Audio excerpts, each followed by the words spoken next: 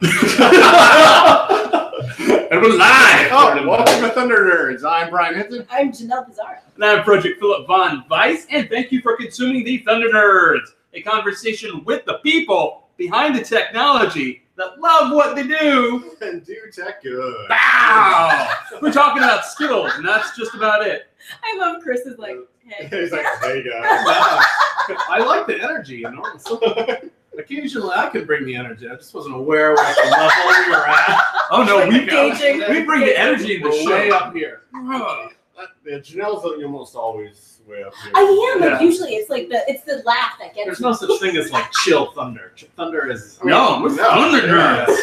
Yeah, don't joke around, man. So we're at Front End Design Conference. I'm sure Yeah. you've talked to other people already so far. It's a wonderful conference. We're in St. Petersburg, Florida. Yep, we're at the Palladium. It's 2 days. And we're actually sitting on a couch that probably lots of famous people have sat on. Yeah. Because this is good technically point. the green room for the Palladium Theater. Mick Jagger sat there about Yeah. 2 weeks ago. Well, I think That's a fact. Check it. I think John Lennon said this is his favorite couch. Also true because it's been said on And he always sat right in this corner. Fact. So we're with Chris on the 10th anniversary of the Front End Design Conference. That's right. It's the 9th year, 10th event because 1 year they did 2, I think. Yeah, exactly. What? Yeah, and you were actually at, as many of you know, and we've discussed, you were at the very first one. Yeah, and I mean I just have a special place in my heart for this one. I think a lot of people who have spoken at conferences, the first one they get, they'll never forget, and they'll never. It just feels special, you know, and it definitely does to me here. It wasn't at this theater, but it was the same people, the same spirit, the same heart of the conference. That's right. It was soft violin in the background as he's talking. Mm-hmm. Fixing the toast. That's right. You'll be hearing that in the audio podcast.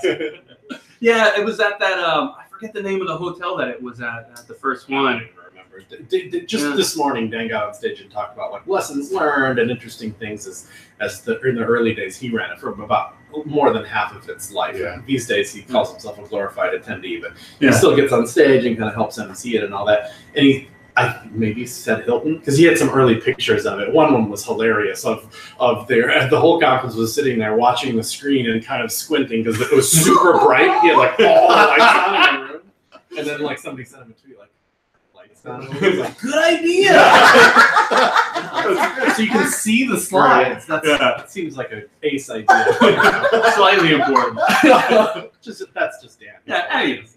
Yeah, that's awesome. You look good. You look like you've been working out, getting some exercise. Well, I have a 6-month-old daughter, Ruby. Congratulations. So that's, I mean, I only mention that because I feel like it's related to personal health. And Yeah. like that Oh, kind yeah, of went dude. to crap the day she was born. Or like, I don't know, time was hard and we moved at the same time to a new city, at a new place. And those are all excuses because I feel like some truly healthy, I don't know, go-getter people are like, there are no excuses in the world of fitness, you know, but I'm like, except these. Like my list of excuses here. Well, I mean, so I've been out of it a minute, but I live, but the city of Bend, Oregon is super health-oriented, active place, and we're rolling into the warm weather now, and things are chilling out at home, and with learning to be a dad and stuff, so I'm getting back to it. My wife challenged me to 30 days in a row at the gym, and I'm doing good. So Nice. There you go. Look at you. See, warm weather in Florida, it's like, okay, Yeah. well, you know, it's warm weather now, so we're just gonna stay inside now. Yeah. And that's the opposite, right? Yeah, your warm weather, I'm sure, is a lot more pleasant. Yes. Yeah, perhaps. Your warm weather is probably like 73. Yeah, it's the high desert, as they say, and it's there's big swings because of that. You know, they say it gets super hot in the day, and then you got to blankets at night, and it's kind of cool. true. Like it's like 65, 70 in the day, and then you have to scrape your windows in the morning. It's like a Oh, dream. Man, that would be like a dream. That's like the dream. It's life. just how it sounds I beautiful. don't know. And where are you at? Just so everybody knows. Bend, Oregon. Bend, Oregon. Central Oregon, which Nice. is, you know, there's like Portland, Salem, Eugene, kind of West Coast, right? Yeah. Well, no, I mean, I don't know. I don't have anything negative to say about I know, that. just That's joking over around. the That Cascade weather. Mountains Yeah. is Central Oregon, so it's like very different feel of a place to it. It sounds like the ideal weather, though, rather than that, like right now. Right now, though. So, are you nervous about your talk?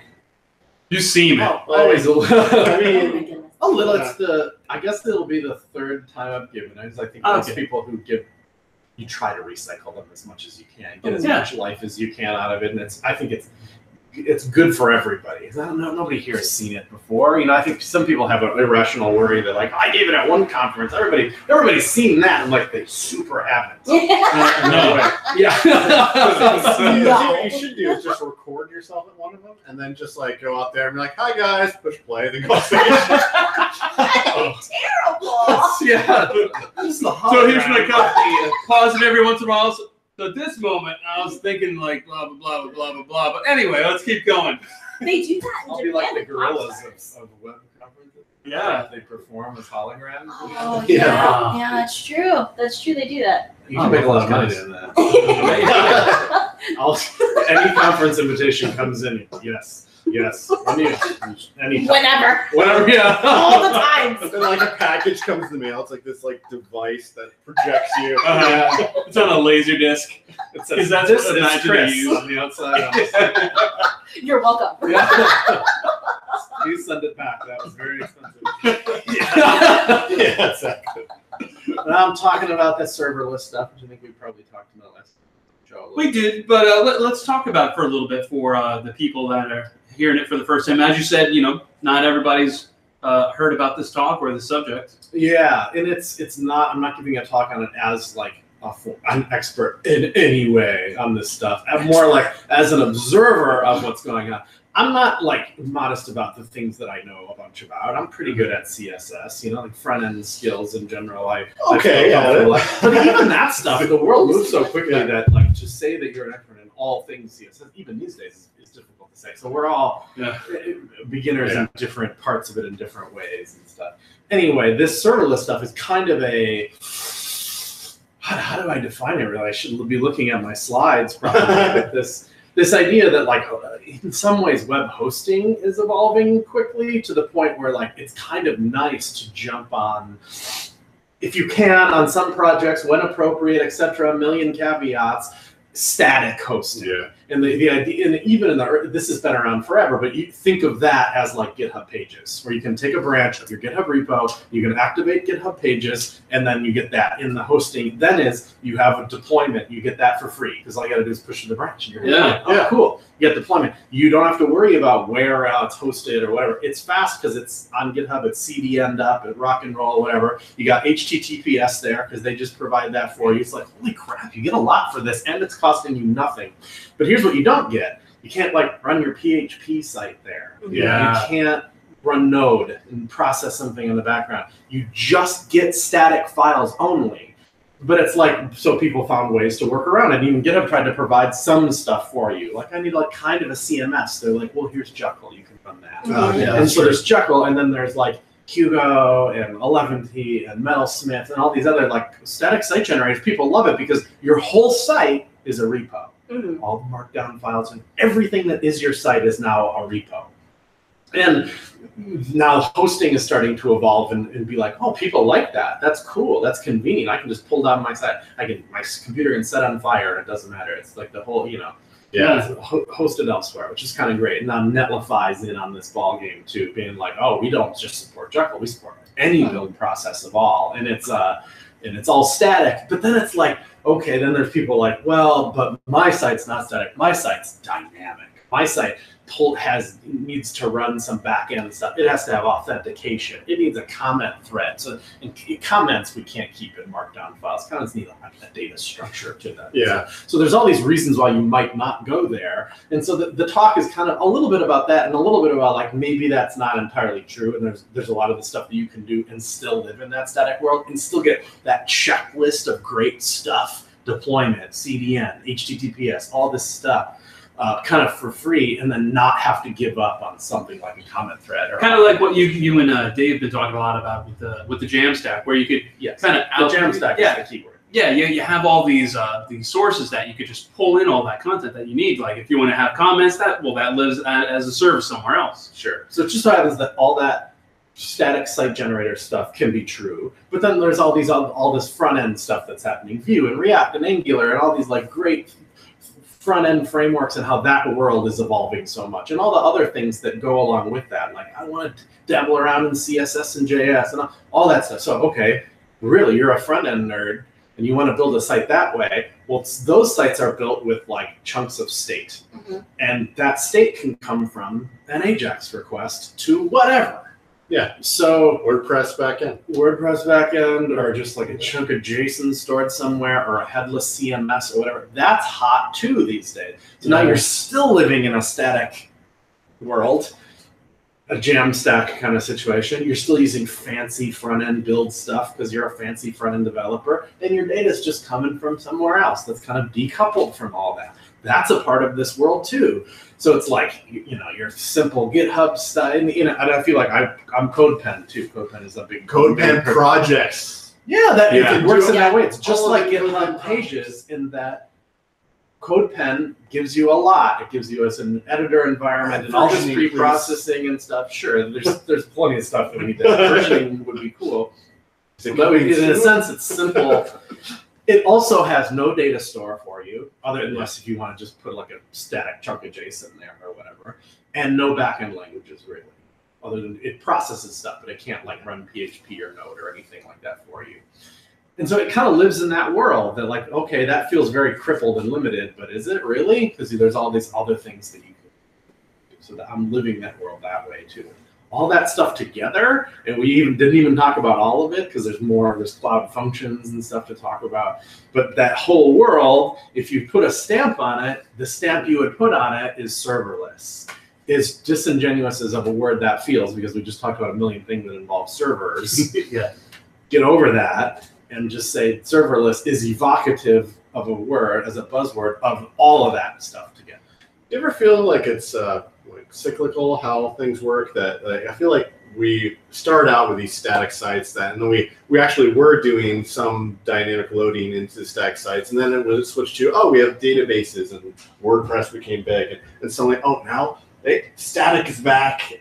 Do static. There's certainly that roller coaster. It seems to like everything. Like even if we look at things like Chromebooks, where everyone used to go log into a terminal that connected to a server that had everything in the cloud, and that was that. And then it was like, oh no, we need our own computers. And now like Chromebooks have this whole concept of, now everything's in the cloud, and we connected to this terminal. So it's interesting how technology is very like it just the thin client, the thick client.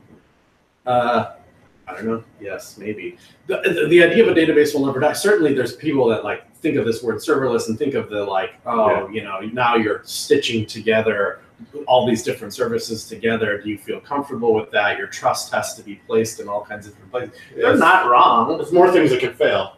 Sure, and then and to say that like a database is just inherently not a good thing. You're like, just because your database doesn't jam into your Git repo doesn't mean databases are bad. Mm-hmm.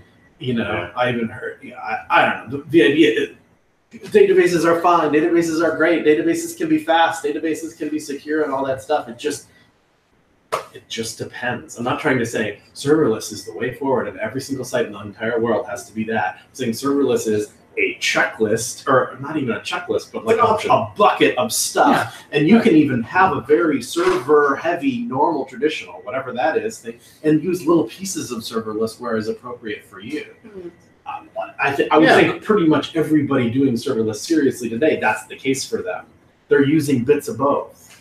And that's fine. Yeah, it's like where WordPress is now, where there's a whole REST API that can connect to your site. And I've heard of people where they have a main site that is actually WordPress, and then they have some sort of app that actually pulls in the data from it for their company's special site that's an iOS app, and so it's just options, it's capabilities, and the talk sounds like it would be really, really interesting. How long did it take you to develop this? I don't even remember. It's one of those things where I'm not just like, oh crap, I have a conference, I need to like take a week off of work to do it. I like have the idea, and it starts out as notes, and then I finally open up Keynote. I just prefer working in Keynote, and like start structuring it out a little bit. Also keeping notes in there, so some slides are just thought dumps. And then I got 20 minutes and a thing just popped into my head. I'll open the file, make a slide, make another slide. So it ends up being probably month or months. So you keep adding to it over a period of time. You're not like, I'm going to take this weekend. It accelerates the closer you get to the first time you have to give it. You know, I think I asked you this question a while ago because we talked about how you did a talk about SVG and then you did a book, obviously. Do you think this could escalate into a book? Maybe, but I kind of doubt it these days. I'm trying to stay a little lighter on big responsibilities like that. And I have other ideas too that feel a little closer to book territory. In some ways, this feels like I'm talking about it because I'm observing it and I am dipping my toes in it and I'm watching my own company use it and I'm watching other companies use it and I'm just commenting about what I'm seeing. But I feel like book deserves to be written by experts in a way, and hopefully it's not bland or whatever. But like that perspective lends itself to talks and blog posts and podcasts and stuff. But I feel like the best book about serverless probably should be written by somebody who kind of knows what they're talking about. And if I'm going to write another book, which maybe I'll do one day, it doesn't hurt. But I don't know. I'm not going to say that I am or not or whatever. Maybe you're a memoir. I prefer to pick a different topic that I probably do have my biography. More to say on. Are you at that level yet? Especially because biography. I would like that. I have this experience of having a million years ago writing a WordPress book, which was kind of like the book at the right time, and we did pretty well on that. That was a long time ago. And then wrote a book about SVG, and the SVG book I loved. I mean, it was a fun experience, but that's a niche of a niche of a niche thing. Yeah. And sales report that it's not like it was. It was fine, but it's not nearly. If you have your choice in the world, I think entrepreneurially and business wise a little bit, I'd probably on purpose pick a wider target. Just because if you're going to write a book, you might as well make some. I don't write the book for the pleasure of writing a book. I find it highly unpleasurable. I want to write a book. I'm going to do it because I want to make some money off it. I think it'd be interesting. That makes sense. Yeah, That's the way to do it. I think it'd be interesting to read a book about not necessarily a biography, but your experience developing basically a business like CSS-Tricks. It is a business. It probably started out more as a bloggy type thing, and then it evolved. And then what you learned from that to do CodePen, and how that's been developing, and a bit kind of like a book about how to do this, but not really about how to. But like I don't know if you've read the Y Combinator book. There's a book about Y Combinator they talked about I can't remember the name of it, but they talked about the businesses and the development and the path, and I think it could be interesting if done right. Yeah, perhaps, and that feels like a big. And something that my success at it has been different than not like nothing I've ever done has been like, wow, look at all this success I've had. I'm going to tell people how to be as successful as I am. Whatever minor success I have, in the grand scheme of things, all the things I do, even combined, are at a very moderate level of success, especially for the amount of years that I've been doing it. So if my advice, if anything, is like, do you also want to be moderately successful? Then work really hard at it. That's the title of the book.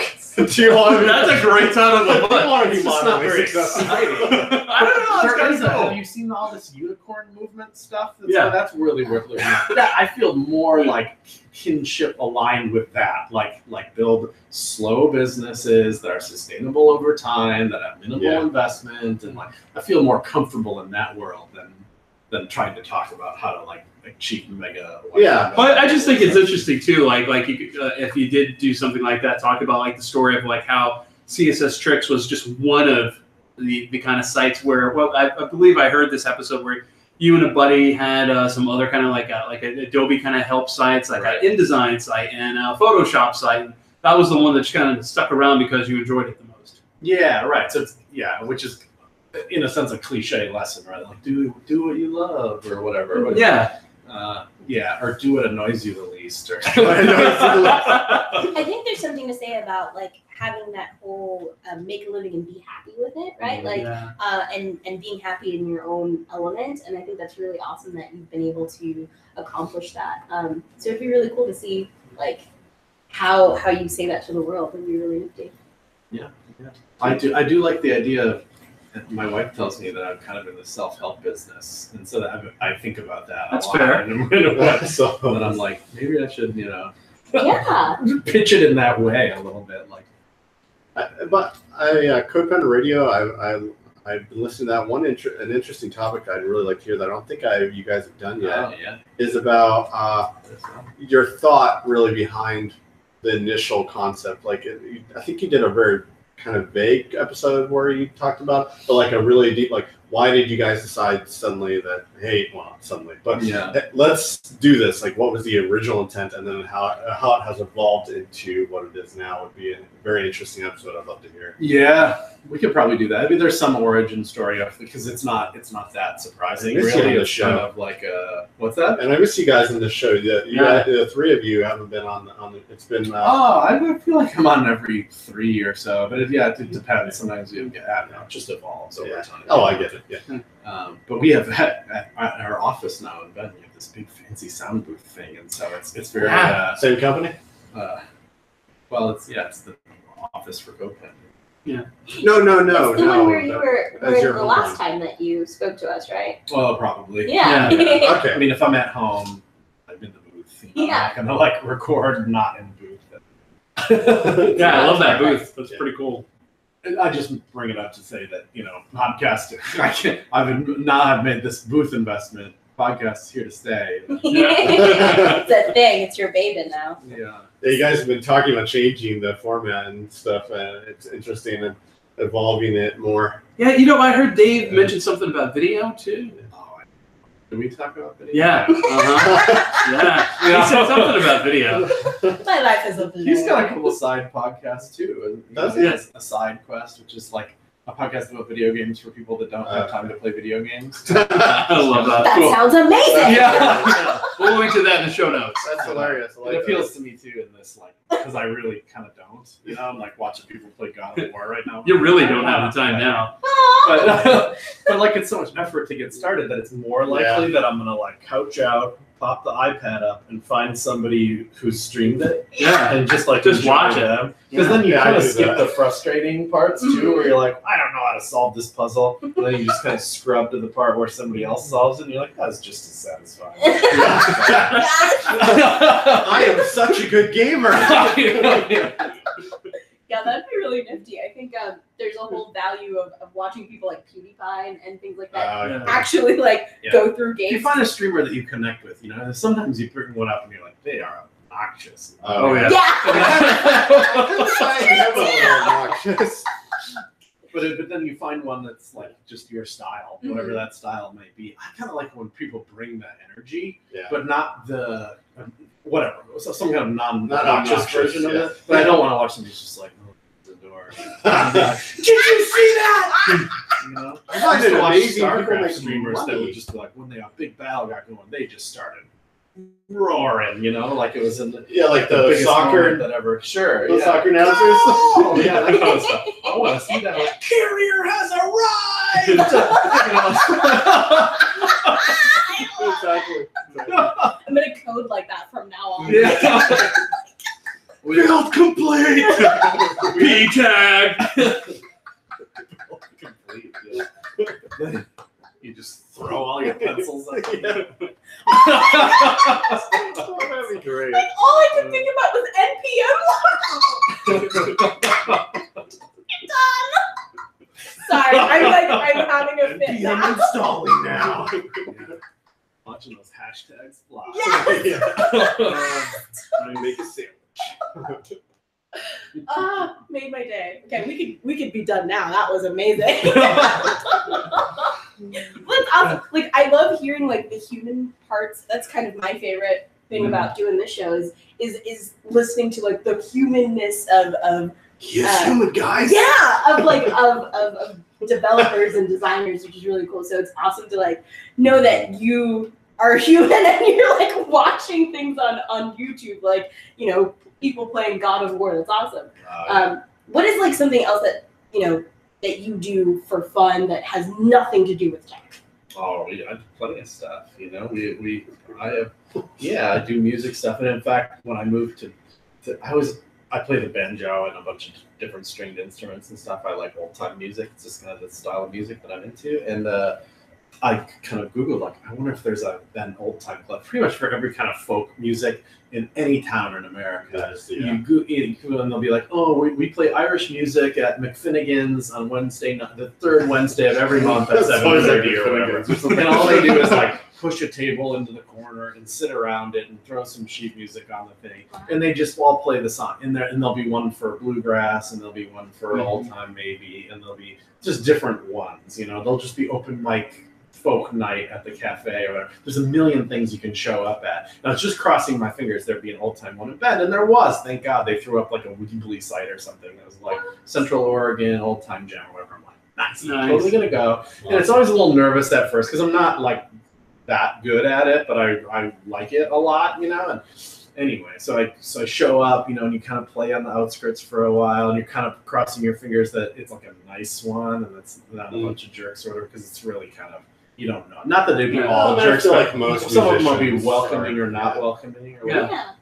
But it was a great group, and we go. It's like the first Sunday of every month at a little bookshop, and we play, and it's been fun. And that's been like I've met friends that way, and then we kind of have side things that go on. Like once you get to know people, they're like, oh, we also play at my house on like Mondays or off Tuesdays and stuff, and then you're like, nice, now I'm really in. Well, if you don't have those kind of things that disconnect you from what you're doing every day, you can kind of go crazy. It's a great way to recharge and just kind of separate your brain from the other parts for a while. Dusted off the mountain bike last year because Ben's got wonderful mountain biking, and I had one from a previous life where I was like, I'm gonna get into this, because I did it when I was a kid, kind of not like high school or whatever, and then kind of went by the wayside. But Ben, that's just incredible mountain biking, so I got that going on now too, and that's just hiking and camping galore. It's a very outdoorsy place to live. So, and it's not like maybe next Tuesday we'll drive the 2 hours to our hiking. We're just like, take your pick where you live in the mountains. Yeah, exactly. There's 1,000 trails around here. 35 minutes from now sounds good. Yeah, totally. Awesome. Totally. Or you go do it before work or whatever. This winter I was snowshoeing with the dogs, because those trails that are hiking trails turned into snowshoeing trails. That's so cool. Yeah. So there's plenty of stuff to do that's not to mention dadding. Yeah. That's a 24/7. Yeah, sounds like a great place to raise a kid too. Yeah, I hope so. I chose it. It's a thing. Yeah. Well, I'm sure we took up far too much of your time, Chris, but thank you so much for talking with us. On the 5th episode, you get a robe. A robe. Yeah. A robe. Yeah, it's the 4th. Yeah, we've been talking about the 5 Timers Club. Oh, good. Yeah, we're gonna do the robe, and on the robe is Brian's face. No. You're just gonna take one from the Hilton Garden Inn and like That'd be perfect. It's happening. Great idea. Great guys. It was a pleasure. It's a pleasure. Great. Yeah. Thanks, everybody. Stay tuned.